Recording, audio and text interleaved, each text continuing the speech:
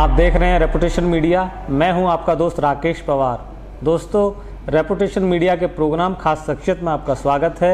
और आज के प्रोग्राम की खास शख्सियत हैं एक ऐसी हस्ती जो युवाओं के दिल की धड़कन है। मैं बात कर रहा हूं सरदना के विधायक अतुल प्रधान जी की। आज वो हमारे साथ हैं। हम उनके जीवन की यात्रा और उनका जो राजनीतिक सफ़र है उन तमाम बातों पर आज उनसे बात करेंगे। तो आइए बात कराते हैं अतुल प्रधान, विधायक सरदना। विधायक जी नमस्कार। नमस्कार। कैसे हैं आप? बढ़िया बढ़िया, आपका बहुत बहुत शुक्रिया। युवाओं में बड़े दिन से आपसे बात करने की इच्छा थी लेकिन बात नहीं हो पाई। लेकिन आज बहरहाल बात हमारी आपकी हो रही है। जी, मैं आपका जी। धन्यवाद देता हूँ, शुक्रिया अदा करता हूँ। चलिए साहब, थैंक यू। आपका शेड्यूल इतना बिजी रहता ही है तो होता ही। आप युवाओं के दिल में बड़ा राज करते हैं, युवा बड़ा पसंद करते हैं आपको। देखिए, मैंने जैसे जीवन की जब शुरुआत की तो मैं कई बार अपने उद्बोधन भाषण में बात बोलता हूँ, किसी भी व्यक्ति का जो राजनीतिक जीवन है बिना सामाजिक बने अच्छा पॉलिटिशियन, अच्छा राजनीतिक नहीं बन सकता। सही। तो पहले हम लोगों को सामाजिक बनना पड़ेगा, तब अच्छे आप राजनीतिज्ञ बन सकते हो। जी जी बिल्कुल। और आपने नौजवानों की बात की, तो जब आप समाज में घूमते हो तो आप देखते हैं कि सबसे ज़्यादा जो इस समय पर दिशा देने की अगर किसी को ज़रूरत है तो वो नौजवानों को। जी जी बिल्कुल। और ये आप हमेशा से सबकी मंशा रही है कि नौजवान अच्छे रास्ते पर चलें, बेहतर उनको रोजगार उपलब्ध हो, अच्छी व्यवस्थाएं रहें, उनका खान पान शारीरिक रूप से मजबूत होना जरूरी है। साथ साथ उनको कैसे संस्कार मिल रहे हैं, कैसे उनको बेहतर बनाया जा सकता है, इन सब चीज़ों को लेकर मैं हमेशा कोशिश करता रहा हूँ कि जो हमारी नस्ल है, जो हमारी नौजवान पीढ़ी है, वो बेहतर रास्ते पर चले, अच्छे रास्ते पर चले। जी जी, हमारी कोशिश। बहुत शानदार। विधायक जी, जो युवा और जो भी आपको लोग चाहते हैं, वो आपके बारे में जानना चाहते हैं, तो बेसिकली आप कहाँ के रहने वाले हैं? देखिए, मेरा मेरठ जिला है जी, उत्तर प्रदेश के। मैं मेरठ का रहने वाला हूँ और साथ साथ ग्रामीण परिवेश में हमारी पहचान है। हम लोग वहीं पैदा, ग्रामीण परिवेश में। गांव कौन सा है आपका? हमारी तहसील मवाना पड़ती है और गांव हमारा गड़ीना है। जी। ये फलावदा और लावड़ के बीच में एक गांव है, जी, इंटीरियर में है। जी। और वहीं पर मैं पला बड़ा हूँ। उसके बाद में मैंने शिक्षा दीक्षा। तो प्रारंभिक एजुकेशन तो गांव में हुई होगी या कहाँ? पहले हम लोग मेरठ में ही पढ़े हैं, क्योंकि हमारे फादर डॉक्टर थे और डॉक्टर होने की वजह से पहले ही मेरठ में आ गए थे। तो लेकिन क्योंकि सामाजिक रूप से ताना बाना है, अगर किसी परिवार पे परेशानी, दिक्कत, कठिनाई आती है तो कुछ ना कुछ आपको स्ट्रगल अपनी लाइफ में करना पड़ता है। हम लोगों ने बचपन से ही परेशानी और दिक्कतों को बहुत नज़दीक से देखा। जी। तो जब हम छोटे थे तो हमारी माता जी का देहांत हो गया। लगभग मैं 3 साल का रहा हूँगा जी। 87 की बात है। 87 की? हाँ सर, 3 साल का था जी।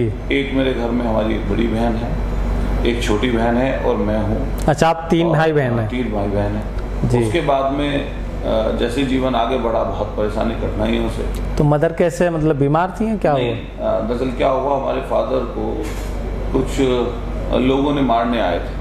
फादर जो थे आपके, वो क्या डॉक्टर, किस टाइप के? BMS doctor. अच्छा, BMS डॉक्टर थे। डॉक्टर की प्रैक्टिस। क्या नाम था फादर का? स्वर्गीय ज्ञानेंद्र सिंह जी। ज्ञानेंद्र सिंह जी। जी। तो गांव में से यहाँ पर आकर स्ट्रगल करना, तो कुछ चीज़ें बन जाती हैं। जी। तो कुछ गुंडे बदमाश तत्व के लोगों ने उस समय फादर को गोली चलाने आए तो हमारी मम्मी सामने आ गई थी। ओके। जिसमें गोली लग गई, अस्पताल में उपचार हुआ, उसके बाद 2-2.5 महीने बाद उनकी मृत्यु हो गई। जी। और फिर धीरे धीरे परेशानी, दिक्कतें आगे बढ़ी। तो 95 में, लगभग अब से 28 साल पहले, जी जी, आपके जो है उस समय हमारे फादर की हत्या। तो फादर की भी हत्या हुई? हाँ, फादर की भी हत्या हुई। हालांकि उनमें से कोई मानने वालों में से बचा नहीं। वो सब उसी समय पुलिस इनकाउंटर में अन्य जगहों पर मारे गए। जी। हम लोग काफ़ी परेशानी, दिक्कत हमने। सिस्टर एक आपसे बड़ी है? हाँ। एक छोटी है? हाँ, एक बड़ी जो सिस्टर है हमारी जी, उसकी बहुत हमारे जीवन में बड़ा महत्व है। उन्होंने हमारी बहुत स्ट्रगल के समय। क्या नाम है उनका? रंजीता नाम है। रंजीता। वो कहाँ है? अब इस समय वो प्रोफेसर हैं केमिस्ट्री की, बड़ौत डिग्री कॉलेज। जी। शादी हो गई? शादी हो गई है। जी। और आप समझते हैं उनके जो हस्बैंड हैं वो गौतम बुद्ध यूनिवर्सिटी में प्रोफेसर हैं। ओके। और छोटी हमारी सिस्टर है, उसकी भी शादी हो गई। तो उनका क्या नाम है? उसका स्वप्निल नाम है, स्वप्निल बंसला। ओके। तो वो भी बीटेक किए हुए हैं, MBA किए हुए हैं जी। और उसका भी हस्बैंड NIT से बीटेक है, तो दोनों जॉब कर रहे हैं वो। और मेरी फिर शादी बाद में हुई। आपकी शादी कहाँ? हमारे यही सदारनपुर गांव है। अच्छा, सदारनपुर। चरण सिंह जी हैं एडवोकेट साहब, उनकी बेटी हैं जी। तो जिला पंचायत अध्यक्ष भी पिछले दिनों। तो आपके पिताजी कितने भाई हैं? हमारे पिताजी 4 भाई थे, 2 एक्सपायर हो गए, 2 भी हैं। अच्छा, तो आपके पिताजी थर्ड नंबर के थे? हमारे पिताजी जो हैं तीसरे नंबर के थे जी। और एक हमारे ताऊजी भी एक्सपायर हो गए, हमारे फादर भी एक्सपायर। ओके। तो बुआ? वो एक है हमारी जी। वो हमारे हापुड़ जिले में है। हापुड़ जिले में? हाँ, तो वहीं पे गांव में ही रहती है, मतनोरा। तो मिसेज आपकी क्या करती हैं?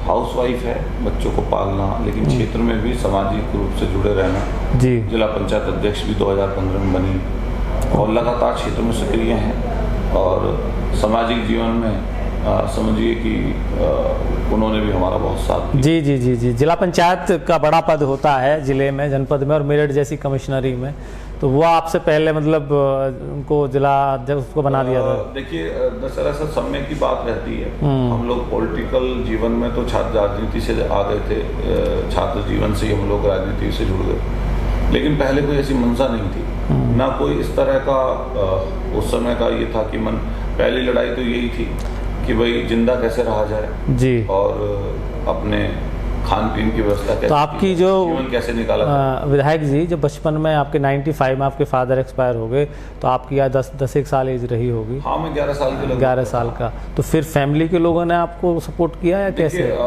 फैमिली के लोगों ने भी साथ साथ सपोर्ट किया, लेकिन हमारे मामा जी ने। आपके मामा कहाँ के हैं? हमारे मामा भी हापुड़ जिले के ही हैं। अच्छा, हापुड़ जिले। और एक मुबारकपुर गाँव पड़ता है, मुबारकपुर चोपले। जी जी जी।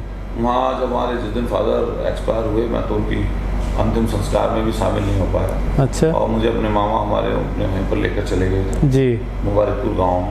मैंने वहीं से 12th की है और मैं करीब 6-7 साल अपने मामा के यहाँ पर रहा। अच्छा, आपकी 12th तक की एजुकेशन वहाँ हुई? हाँ, वहीं पे। उसके बाद मैंने SSB हापुड़ में एडमिशन लिया, लेकिन BA फिर मैं अम्बेडकर कॉलेज से मैंने की, फिर MA में दाखिला अपने यूनिवर्सिटी में लिया जी। और यूनिवर्सिटी में आने के साथ साथ ही हम लोग छात्र राजनीति में आए। छात्र राजनीति में आने के बाद में जैसे स्ट्रगल करते रहे, जहाँ लोगों से जुड़ाव हुआ, कहीं छात्रों से जुड़ा हुआ, लेकिन छात्रों के साथ साथ क्योंकि यूनिवर्सिटी में पढ़ने वाले अधिकतर बच्चे ग्रामीण परिवेश के थे, आसपास के जिलों के थे, सब उनसे कांटेक्ट हुआ। फिर वहाँ पे छात्र राजनीति के माध्यम से लोगों की सेवा करने का काम किया। तो जहाँ कहीं अस्पतालों में कोई मदद की बात है, अस्पतालों में मदद कर दी, कहीं बिजली की बात है तो बिजली में जाकर संघर्ष कर दिया और आंदोलनों से जुड़े रहे। तो ये जब आप यहाँ डिग्री में आए, यूनिवर्सिटी के अंदर आए, तो राजनीति का जो गुण था वो मतलब पहले से ही सोच में थी क्या, कैसे ये सब? पहले से कोई सोच नहीं थी। पहले से सोच में इसलिए नहीं थी कि पहले तो जीवन बचाना था। तो यहाँ फादर ने घर मकान बना दिया था या? ये बहुत पुराना हमारा मकान है, हमारी पैदाइश से पहले ही मकान यहाँ पर है मेरठ में हमारा। और जो है, लेकिन जब घर में कोई परिवार को पालने वाला और अगुवाई करने वाला व्यक्ति नहीं रहता तो घर बिखर जाता है। जी जी जी। दिक्कतें परेशानियां आती हैं, कष्ट आते हैं। तो किन मामा का ज्यादा सपोर्ट रहा इसमें? हमारे मामा जी ने, और हमारी बहन यहीं पे रही। बहन तो आपकी रहते हुए पढ़ती रही जी। सिर्फ अकेला मामा जी के यहाँ पर था। ओके। लगातार आना जाना रहता था, लेकिन मुझे रखते हुए वहीं पे थे। कभी कभी मन में उनके भाव ये रहता था कि खतरा ना हो, कुछ हो ना जाए, दिक्कत ना हो जाए, लेकिन वो सब समय बीता। और बीतने के बाद में माननीय अखिलेश यादव जी से पूर्व में हमारी मुलाकात हुई थी। तो जब छात्र संघ की राजनीति कर रहे थे और सरकार जब 2004 से और 7 तक की सरकार रही जी, उससे भी पहले ही माननीय नेताजी मुलायम सिंह यादव जी से मुलाकात हुई, माननीय अखिलेश यादव जी से मुलाकात हुई। फिर जब सरकार चल गई, बहुजन समाज पार्टी की सरकार आई जी, तो हम लोग छात्र जीवन से राजनीति में अलग अलग पहलुओं पर आंदोलन करते रहे, अलग अलग मुद्दों पर, किसानों के मुद्दे पर, नौजवानों के मुद्दे पर और कहीं व्यापारियों के मुद्दे पर, जो भी आसपास के धरने प्रदर्शन आंदोलन होते थे तो हम लोग उनसे जुड़े रहते थे, जिस कारण से एक पहचान बन गई। छात्र संघ का चुनाव लड़ना मैं चाहता था, लेकिन हमारी यूनिवर्सिटी में स्टे हो गया 2004 में ही जी, तो छात्र संघ का चुनाव नहीं लड़ पाए। 7 में फिर छात्र संघ के चुनाव बंद कर दिए गए और BSP के द्वारा। फिर 7 में 12 में 7 से 12 तक, फिर 12 में मुझे MLA का टिकट मिल गया। उससे पहले तो अखिलेश जी से आपकी जो मुलाकात थी, जो एक बहुत क्लोज मुलाकात, वो उसी टाइम हो गई थी? हाँ, काफी पहले हुई थी। तो वो सांसद थे और सांसद होने के साथ युवा प्रभारी थे जी देश के। तो लगातार उनसे मिलना रहता था, माननीय नेताजी से मिलना रहता था। जी। और उन्होंने मदद की और यहाँ तक हम लोग तो 2012 में आपको कहाँ सरदना से ही टिकट दिया? सरदने से एमएलए का चुनाव लड़ा। मेरा टिकट पहले 2011 में ही हो गया था जी, अलग अलग आंदोलनों के माध्यम से। हालांकि बहुत आंदोलन किए, तो मुकदमे, जेल, संघर्षों में बहुत सारे। एक्चुअली लाइफ तो आपकी बचपन से ही एक संघर्ष की तरफ निकल चुकी थी, तो पूरा जीवन संघर्ष में ही रहा। और फिर मुझे लगता है कि आपको जब आदमी संघर्ष में रहता है तो फिर ये छोटी मोटी चीज़ें उतनी बड़ी भी दिखाई नहीं देती। ये बात सही है कि जिसने परेशानी ना देखी हो तो उसको खुशी का क्या एहसास होगा। जी। अगर जीवन में परेशानी ना हो, कठिनाई ना हो, दुख ना हो, तो आपको कैसे पता लगेगा कि दुख और कष्ट होते क्या है। जी। हम लोग, हमारा बचपन, हमारी जब हम जवानी की तरफ बढ़े, पूरे जीवन में परेशानी, दुख, कष्ट, मतलब पूरी लाइफ ही एकदम अलग ट्रैक पे होगी टाइप की थी। लेकिन तहस नहस ही हो गई थी एक समय। लेकिन मैं धन्यवाद दूंगा अपने उन साथियों का जिन्होंने पिछले 20 साल से लगातार मेरी मदद की है, साथ साथ हमारे रहे। बहुत सारे ऐसे हजार लोग हैं जिन्होंने हमारी हर वक्त, हर मौके पे मदद की है। और ये मदद का ही परिणाम है कि मैं 12 में चुनाव लड़ा हूँ, 17 में। 12 में कितनी वोटों से आप हारे? हम लोग लगभग, अगर 6,500 वोट मुझे मिल जाती हो जी, तो हम लोग जीत जाते। कौन था आपके सामने? हमारे सामने 4 लोग, अलग अलग लोग चुनाव लड़ रहे थे। सिटिंग एमएलए थे, चुनाव लड़ रहे थे। संगीत सोम मेन उसमें रहे, हाजी याकूब भी चुनाव लड़े। 12 में संगीत सोम जीते वहां से। संगीत सोम जीते। फिर 17 का चुनाव आया। जब 17 का चुनाव आया, फिर हमारा आमने सामने का चुनाव हुआ। उसी बीच में मैं प्रदेश का अध्यक्ष भी छात्र संघ के सभा का रहा।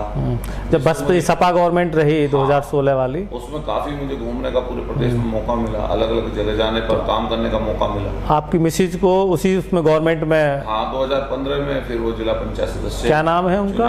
सीमा प्रधान नाम। सीमा प्रधान। और फिर जो है जिला पंचायत अध्यक्ष बनने का मौका मिला। और जो भी हम काम कर सकते थे क्षेत्र में, इलाके में, पश्चिम में, हम लोगों ने किया। और हम लोग कोशिश करते हैं कि कोई भी जाति का व्यक्ति हो, सब जाति की 36 बिरादरियों के। सामाजिक जीवन में तो फिर जाति कहाँ, वहाँ तो मानवता है। आज के समय जो चल रहा है, मैंने देखा बहुत सारी जगहों पर, तो ये दौड़ ऐसी है राजनीति में कि वोटों की दौड़ है जी। कोई करता है वोटों को अपने इकट्ठा करना, साधना, लेकिन उसमें नैतिकता भूल जाना, सेवा भाव खत्म कर देना। हम लोग सुबह से शाम तक कोशिश करते हैं कि कैसे लोगों की मदद हो जाए, कैसे उनके नज़दीक आया जाए, और उसी पर हम लोग काम करते हैं। मैंने एक चीज़ और भी देखी है कि आपको ना ये राजनीति में लोगों के काम करने में मज़ा आता है। होता क्या है कि राजनीति में लोग एमएलए एमपी तो बन जाते हैं, लेकिन नेता बन पाना अपने आप में बड़ी बात होती है। और नेता वही आदमी बन पाता है जिसकी ना वो रग रग में वो चीज़ हो और उसको वो एंजॉय करता हो। भाई लोगों के काम, मैंने ऐसे ऐसे विधायक देखे हैं कि दूसरी कॉन्स्टिट्यूंसी के लोग आते हैं उनसे कि जी हमारा काम कर दो, हमारे विधायक तो सुन ही नहीं रहे। तो वो क्या है, वो लीडरशिप है। तो ये बात सही है। देखिए, नेता में और विधायक सांसद बनने में अंतर है जी। नेता की जो परिभाषा है वो लोगों ने सिर्फ वोट की समझ ली है, लेकिन नेता भविष्य का निर्माता होता है। जी बिल्कुल। आने वाले समय से लोगों को रूबरू कराता है, भविष्य को बेहतर करने की सुझाव लोगों तक पहुंचाने का काम करता है, जीवन शैली में सुधार कर सकता है। जो हमारे महापुरुष रहे हैं, जैसे मैं उदाहरण के तौर पर बाबा साहब भीमराव अम्बेडकर जी का नाम लूँगा, जिनका हम लोग अनुसरण करके अपनी राजनीति में, अपनी जो राजनीतिक लोग रहे हैं, उनमें आप किन से ज़्यादा प्रभावित हैं? देखिए, मैं सबसे प्रभावित हूँ। मान लिया हम जिक्र करें चौधरी चरण सिंह जी का, हम जिक्र करें सरदार पटेल का, हम क्रांतिकारी से प्रभावित हैं। मान लिया भगत सिंह जी का जिक्र करते हैं, सुखदेव जी का जिक्र करते हैं। और लेकिन जो मेरा अपना विचार है वो बाबा साहब भीमराव अम्बेडकर जी का विचार है। मैं उनके विचारों पर कोशिश करता हूँ कि उनके विचारों पर चला जाए।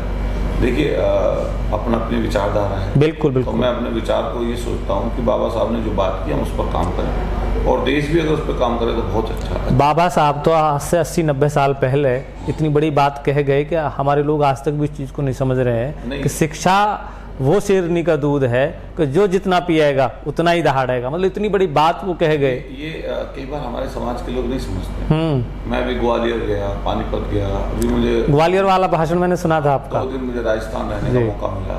मैंने कई लोगों से कहा, अपने समाज के और समाज से जुड़े हुए लोगों के, कि आप हमेशा ताकत के पीछे भागते हैं जी, लेकिन हमें ये भूल जाते हैं कि आप खुद ताकतवर हैं, आपके अंदर भी क्षमता है। तो आपके अंदर वो क्षमता बनेगी कैसे? जब आप सिर्फ अपने से बड़े लोगों की तरफ देखते हैं तो आप ये भूल जाते हैं कि दुनिया में आपसे कमतर भी लोग हैं, कमजोर भी लोग हैं। बिल्कुल। और आप अपने से कमजोर से कभी प्यार करके देखें, उससे नजदीकी बनाकर देखें, तो आप निश्चित रूप से पाएंगे कि वो आपसे ज्यादा प्यार करें। बिल्कुल बिल्कुल बिल्कुल। हम लोग बाबा साहब की विचारधारा के लिए बात इसलिए करते हैं कि बाबा साहब ने क्या कहा? बाबा साहब ने ये कहा कि समाज का दबा, कुचला, लाचार, पीड़ित, कमजोर जो पक्ष है उसको बराबरी पर लाना ही बाबा साहब भीमराव अम्बेडकर का विचार था। जी, तो उसी जी। विचार को लेकर हम लोग चल रहे हैं। मान लिया हम भी किसी जात से ताल्लुक रखते हैं, ये बात अलग है कि आदमी जिस जात में पलता है, बढ़ता है, परवरिश होती है, रिश्तेदारी होती है, नातेदारी होती है, उससे लगाव रहता है। नहीं, बिल्कुल नेचुरली। हाँ, कई लोग कहते हैं कि भाई लगाव नहीं होगा। मैंने कि ये बात गलत है।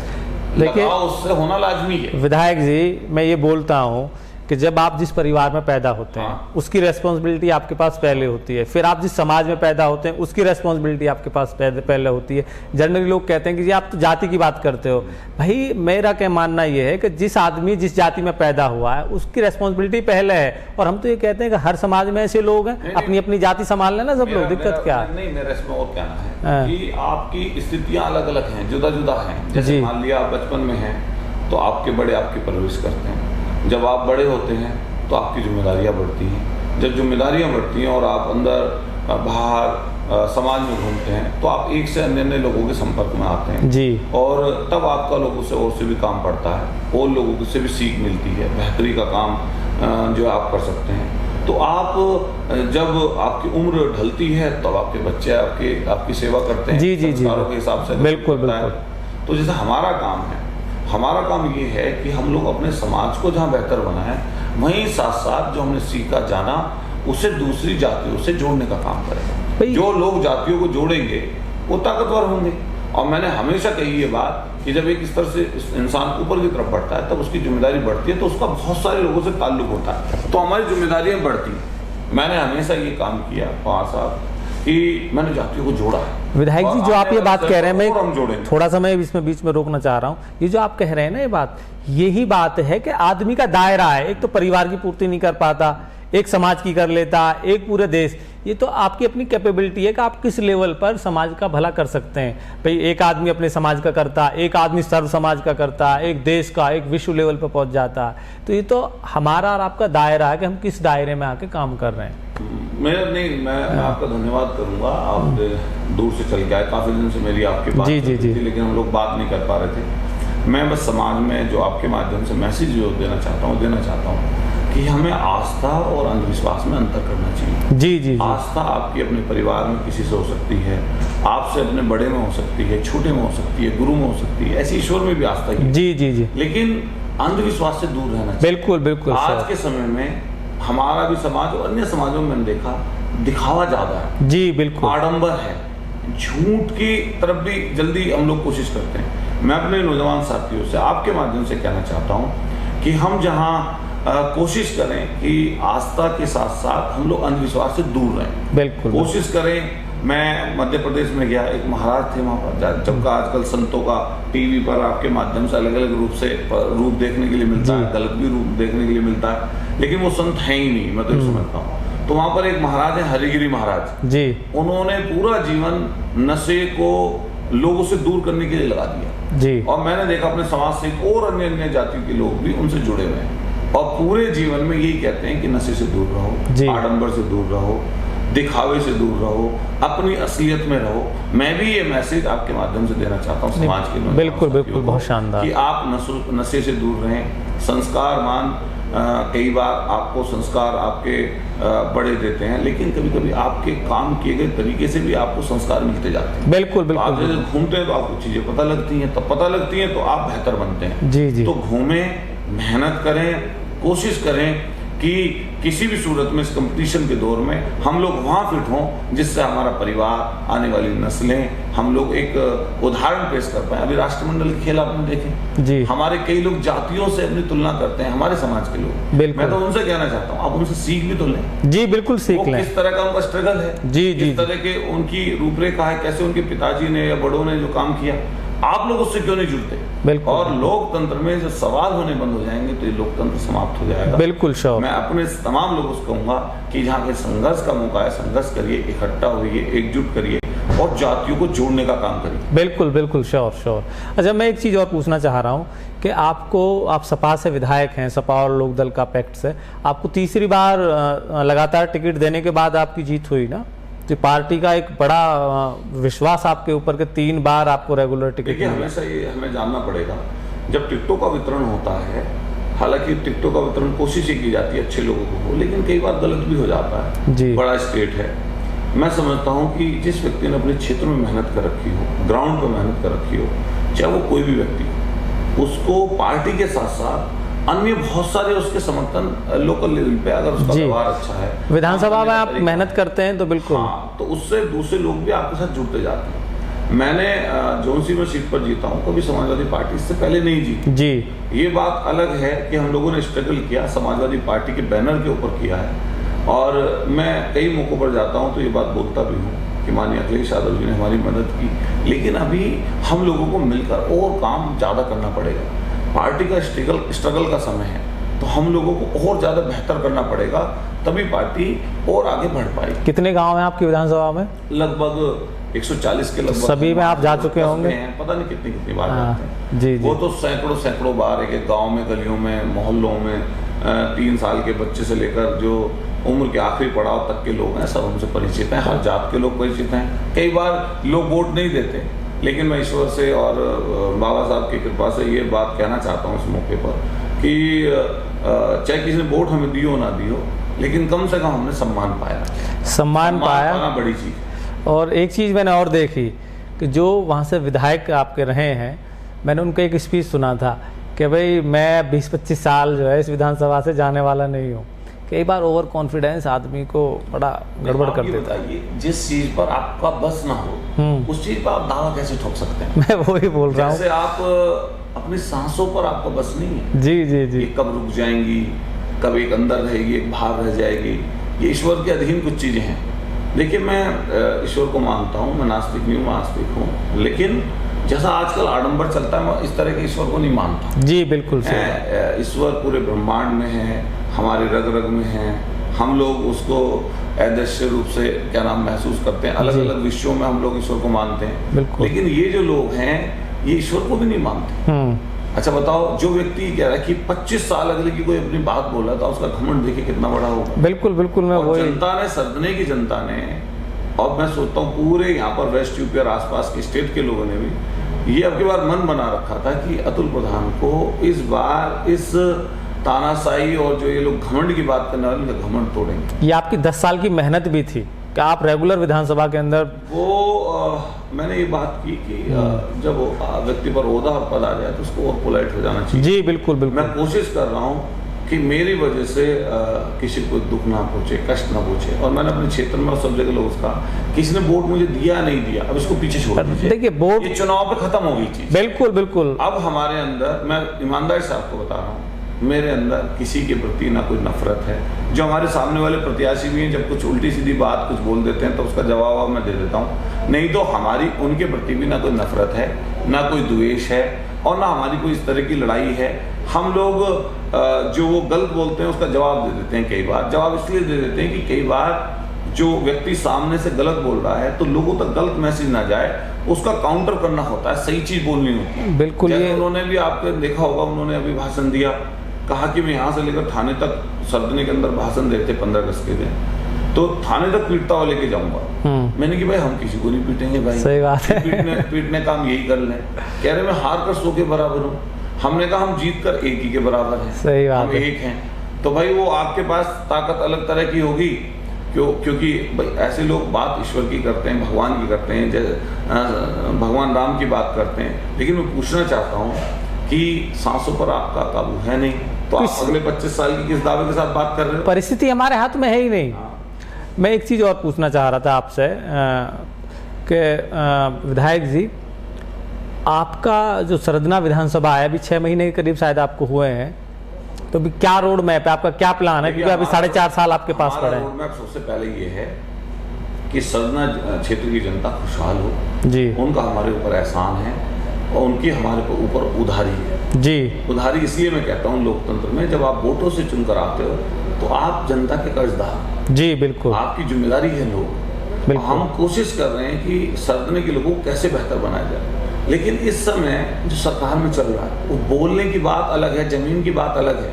अभी मैं कभी चर्चा करूंगा आपसे दोबारा, क्योंकि मुझे भी कहीं जाना है जी जी जी, वरना मैं बहुत सारी चीजों पर चर्चा आपसे कर सकता था, वो लंबे समय की बात हो जाएगी। लेकिन बस मैं इतना ही कहूंगा कि मैं किसी भी सूरत में मैं अपने जीवन को कुर्बान कर सकता हूँ, लेकिन जहाँ से लोगों ने मुझे जिताकर भेजा है 15 साल की मेहनत के बाद, मैं उनके विश्वास को नहीं तोड़ सकता। बिल्कुल, मैंने अभी एक स्पीच दी जहाँ पर अभी गणेश जी की मूर्ति के विसर्जन के प्रोग्राम था, रात के संध्या उनके पूर्व संध्या पर प्रोग्राम था, 5-7 हजार लोग, महिलाएं, आदमी थे। मैंने वहां पर ये बात की कि अतुल प्रधान से ये आप पक्का मान के चलिए कि मैं बेईमान नहीं करूंगा जी, मैं बेईमान नहीं हूँ, मैं बेईमानी नहीं करूंगा, गलत काम के चक्कर में मैं नहीं पड़ता हूँ। चाहे मुझे किसी ने वोट दिया नहीं दी, मैं सबका, इस समय आपने मुझे चुना है तो मैं सबका विधायक हूँ सरदने का, और मेरे जो बस में हो सकेगा मैं वो हर काम करके दिखाऊंगा। ये आपकी एक बड़ी अच्छी सोच है कि विधायक, आप एक सरदना के एक राजा हैं, और राजा के लिए प्रजा सब बराबर होती है, किसी ने वोट दी हो ना दी हो, आप तो सबके हैं। ये बात सही है। हालांकि जो राजा शब्द है वो लोकतांत्रिक शब्द नहीं है, नहीं लोकतांत्रिक नहीं है, लेकिन वो एक लोगों में इस तरह की सोच बन जाती है, क्योंकि हम लोग चुने हुए हैं 5 साल की जी जी जी जी, और हालांकि हमारे सामने वाले तो प्रतिद्वंदी, उनमें तो घमंड ईर्ष्या इतनी भरी हुई है कि वो इलेक्शन पिटीशन कर दी उन्होंने हाई कोर्ट में। मैंने कहा जनता से आप बड़े कभी नहीं हो सकते, बिल्कुल नहीं हो। कितना ही पैसा खर्च कर लें, कितना ही कुछ कर लें, अगर जनता का आप में विश्वास है, लोगों में हमारा विश्वास है, तो आप हमारा कुछ नहीं बिगाड़ पाएंगे। डेमोक्रेसी में तो प्रजा ही तो राजा है। लोकतंत्र में आपके खिलाफ कोई कितना भी षड्यंत्र कर ले, अगर जनता आपके साथ है तो आपका कुछ नहीं बिगड़ेगा। बिल्कुल। आपके जो चाहने वाले हैं, जो युवा आपको प्यार करते हैं, देश के, प्रदेश के, उनके लिए आप क्या मैसेज देना चाहेंगे शॉर्ट में? मैं पवार साहब सबसे पहले आपका धन्यवाद करूंगा। बहुत दिन की बातों के बाद आपसे रूबरू होने का मौका मिला। आपके चैनल के माध्यम से हम लोग दूसरे लोगों तक पहुंचने का काम करेंगे। मैं अपने युवा साथियों से सबसे अपील करूंगा कि हमारे लिए सबसे पहले देश है, और वो देश जिसमें लोग गरीब रह जाएं, भूखे रह जाएं, जिनके पास शिक्षा लेने के लिए पैसा ना हो, स्वास्थ्य के लिए, चिकित्सा के लिए पैसा ना हो, मैं समझता हूँ उसमें सबसे ज़्यादा नुकसान युवाओं का ही हो रहा है। तो हम सब लोगों को मिलकर अपने आप को बेहतर बनाना पड़ेगा। कोशिश करिए कि हम सब लोग नशे से दूर रहें, आडंबरों से दूर रहें, अंधविश्वास से दूर रहें, और तरक्की का रास्ता सिर्फ मेहनत से होकर जाता है। मेहनत करिए, संस्कारवान बनिए, और देश को, अपने परिवार को आगे बढ़ाइए। बहुत शुक्रिया। चलिए, बहुत शानदार आपने जी, बहुत आपका धन्यवाद। बिल्कुल, बहुत शानदार आपने मैसेज दिया देश के युवाओं को। मुझे आपसे बात करके बड़ा अच्छा लगा, और मुझे उम्मीद है कि आप सरदना और मेरठ की जनता के जो उनकी आकांक्षाएं हैं उन पर खरे उतरेंगे, और एक बेहतर भविष्य की तरफ आगे बढ़ेंगे। तो दोस्तों, आज के प्रोग्राम में बस इतना ही। हम मिलते हैं फिर किसी नई वीडियो में, किसी नई हस्ती के साथ। नमस्कार।